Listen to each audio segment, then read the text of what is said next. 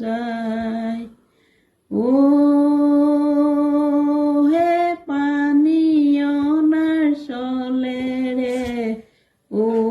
ৰাধে মাই কাষত কলচি লৈ যমুনালৈ যায় ও কাষত কলচি লৈ যমুনালৈ যায়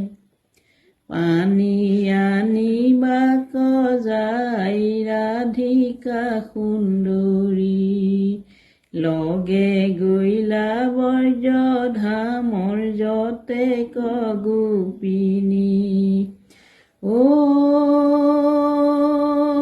হে হাতে কলচি কাষে কলচি মাথে কলচি লৈ যমুনালৈ যায় ৰাধে পানী